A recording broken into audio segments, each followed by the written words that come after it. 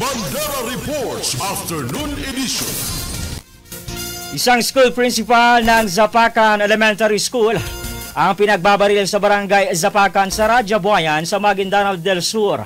Ngayong katanghalian ng araw ng Miyerkules, kinilala ni Radyabuayan Chief of Police Captain R.G. Ayana ang biktima na si Mr. Almanza Ambiton.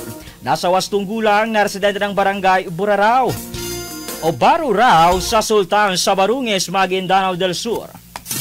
Ayon kay Captain Ayana, palabas na sana ng paaralan ng biktima upang kumain. Sa isang tindahan ng ito ay lapitan at barilin ng mga sospek na sakay ng motorsiklo bandang alas 10:30 nitong umaga ngayong Miyerkules. Maswerte namang nakaligtas ang biktima na si Ambiton matapos makatakbo at agad tumungos sa police checkpoint sa Kainang Apayong-Payong. Nagtamo ng tama ng bala si Ambiton dahilan upang agad muna itong dinila sa bahay pagamutan upang lapatan ng lunas. Samantala, patuloy ang investigasyon ng kapulisan sa nasabing insidente upang matukoy ang salarin at ang motibo sa pamamaril.